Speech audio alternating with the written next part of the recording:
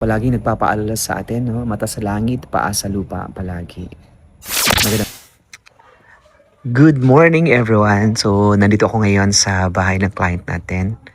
No, dito sa Amadeo. Ano no, this is Indang, Cavite. So, remember itong napakagandang landscaping at yan, nakita niyo ba yung ganyan kagandang paligid right now? So, yung documents nito is almost na. So, ibig sabihin, malapit na lumabas ang transfer title nito. And right now, guys, look at that. Ayan oh. Okay, so it's inclusive fence, no? This is a 1,600 plus square meters property. And right now, finally, ganito kaganda yung kanilang paligid. Don't look at that. And then, this is the house, guys. And from here, meron kayong villas na nakikita. Ayan. So, since we do house construction, so ayan po. Mayroong villas dito na dalawa. Ayan, so requested by the owner na magpagawa ng property ng bahay, no, additional, no, mula dito sa bahay na ito. And then this is the guest house. So it has 4 rooms, two rooms, no, both villas. And ganito siya ginagawa. No, ang ganda nito. No, tamang-tama siya vacation house, guys. Ayun.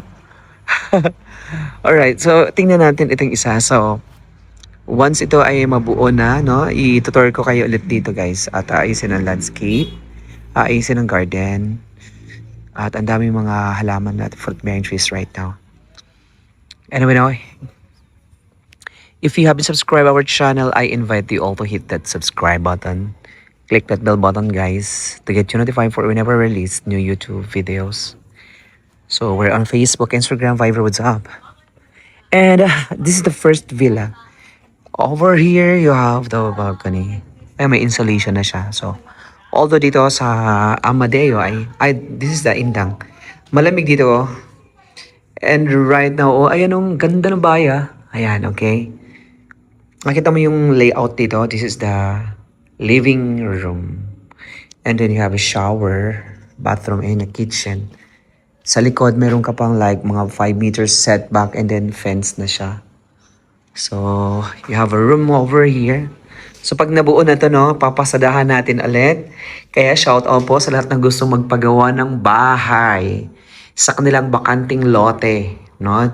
Lalo na dito sa Cavite at dito sa project natin sa Antel Grand Village in Andiana. Ayan, oh. Imagine, ang ganda, oh, guys. Imagine. Right. So, meron mga manok. Meron silang ang daming mga saba. Ayaw og saba. Ayan. Ayaw og saba. Saba. Ayan. Anyway, oh, ang ganda, oh. Right. Makikita mo yung ganda nito, no? Plus, the climate. Ang ganda ng weather. Ayan, may insulation siya. Ayan, oh, wow. Gusto kong ganitong bahay ng vacation house. Tsaka retirement house. Tama yung sukat. Dalawang bahay. Ang ganda, oh. Oh, ayan, oh, paglabas mo, ayan, ah. Anyway, i-house namin kayo nito, no? Once ito ay nabuo. So, lahat yan hollow blocks. At tsaka buhos. Tingnan natin the other one here. Okay, may drone shots tayo nito. So, at least, makikita niyo bawat the surroundings. So, ito yung hindi pa siya tapos, no? Pero imagine mo yung bakal dito, guys. Ang laki ng mga bakals na yun. Dahing bakals. Tatawan tayo ka. Happy New Year, everyone. Alright. Okay. So, 2 rooms. And of course, pakita natin yung perspective dito, guys, na para you have that idea. The perspective is here. Ganito siya. Ganyan siya. Alright, so tignan natin, no? Yung ma-achieve ba natin yung rendition na ganito once nabuo na yung bahay. Alright. Oh, kulbaan. Kanindot sa balay. Alright, okay. And then the other one is there. Ito talaga pag construction, no? Expect mo talaga yung magkalat, ang mga bug, etc. Talagang construction. May mga drum, may mga pala, Maraming mga construction materials. And of course, ganito yung surroundings. Alright, no, aabangan natin pagtatapos itong project natin dito sa Indang, Cavite. Alright?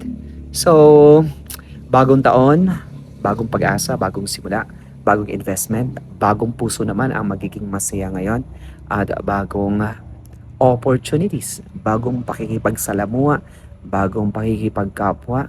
Patuloy na natin i-elevate ang pakikipagkapwa-tao. Lalo na yung ating future, no? Pagiging makadiyos, makatao, makabayan, makabansa.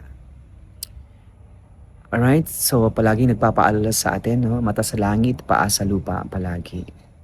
Magandang buhay, everyone. God bless everybody.